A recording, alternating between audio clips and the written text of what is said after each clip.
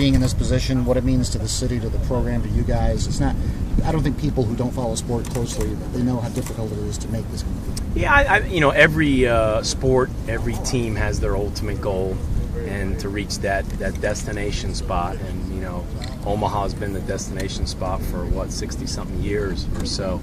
And it's where I got to play in the College World Series. It's where the 07 team got to play, and hopefully. I won't say many others, but others at Louisville end up getting a chance to play at. So these guys are getting to play in the sacred place for college baseball, and that's Omaha, Nebraska. So it's been exciting, and we enjoy all the media requests and the attention that we're getting. And the kids are doing a good job. Fortunately, we are in Louisville, so we're used to it to a degree. We see what football and basketball goes through. The Kentucky Derby, all the great sporting events here. So it's not like we're just from some country town and we're going to be intimidated by all the cameras and everything.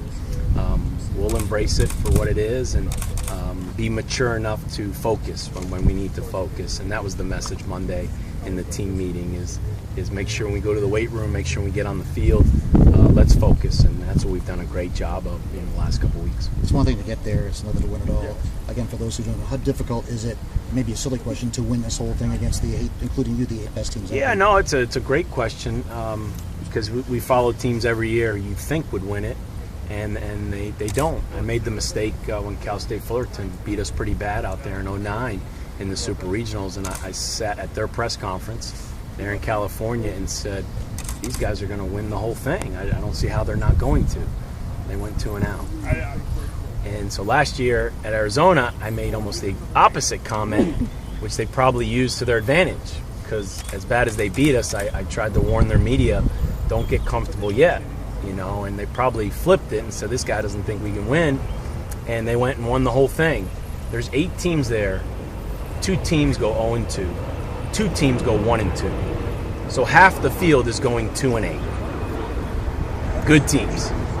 Darn good teams. So it's just the reality of it. Now, obviously, that's not the world we want to be in, but it can happen to the best of teams. And so we'll just do what we've been doing.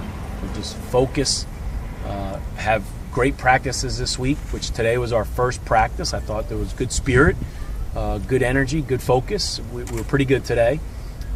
But we need to do that tomorrow. We need to do that Thursday before we fly out.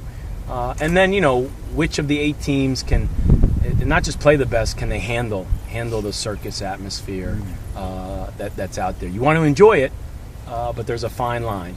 And, we call it mental clutter in our program. But our kids deal with mental clutter throughout the year. That's nothing new. There's a lot of mental clutter throughout the season. School, exams, girlfriend issues, draft, not playing, injured, playing poorly. There's so many mental clutter things that face them throughout the year. Hopefully, we're just more prepared, and hopefully we do a better job. What's gotten you here? What do you think, the bottom line, you could focus on a couple of things that have made this team special? You got to have talent. The 07 team had talent. The 07 team had a lot of toughness. I give those kids a lot of credit. That was a tough group. I challenged this group, about 6 weeks ago. If they were tough enough, they're going to have to prove it, and they responded. So like the 07 team, they have talent, they have toughness, and similar to the 07 team, this is a family. I would say if you say one word, I'd say family, because this is a close-knit group, and anybody who saw us Saturday and saw us Sunday, when faced with adverse situations, and that they showed a lot of love, they showed a lot of compassion.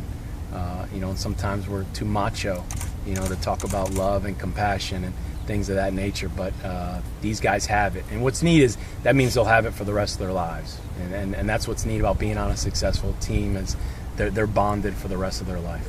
Any pitching same this week? Same. We'll go with Green on Saturday and Thompson on Monday. And, win 1 either day or win 2, then you don't play till Wednesday or Friday. So it's foolish to hold Kime for Wednesday or Friday. Not that he couldn't throw one of those days, but we'll do like we did down at Nashville and have Kime available Saturday or Monday if needed. It's easier to manage when you have days in between? I mean, you know what the days are going into it. Yeah, I mean, all 8 teams have the same schedule, so it's not like you really have an advantage over your opponent. Let's just take it one day at a time and see what we do on Saturday, and that'll probably lead to what we work on Sunday's practice. Do you play like each game like it's your last? I mean, because this format's almost, you talked about so many good teams end up with bad records in a hurry.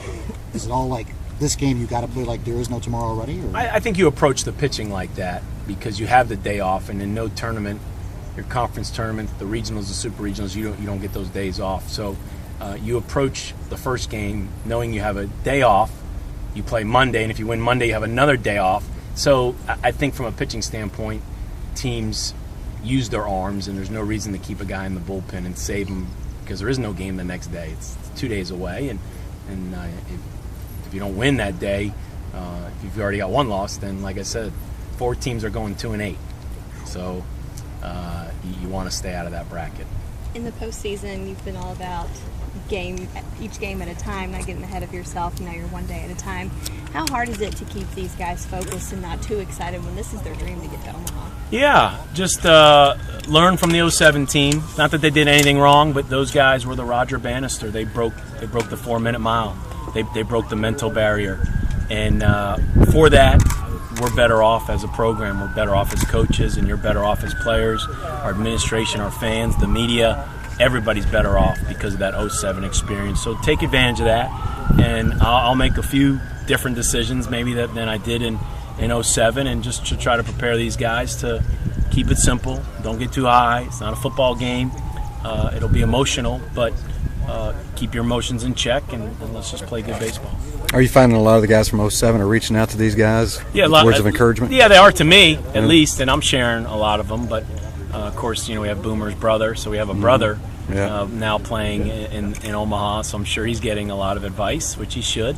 And, I always like to share what the alumni say, especially the guys that were in Omaha. Do you know if any of them are going to be making the trip out to Omaha with you guys? Unfortunately, we have a handful of guys still playing pro ball. True. So we, those guys can't make it. The Marks, the Dominguezes, the Arnolds. There's the Magnusons. So many guys, but there will be. Yeah, I think there will be, as I call it, a reunion, and they should. It should be their time to go and stick their chest out. And now what they have on us is they were the first team, as I told these guys. They'll always be the first team, and they should brag about being the first team. Doesn't mean they were the best team. I said you guys still can rival that, so let's go there and play well. Thanks, Coach. Okay, thanks. You got it.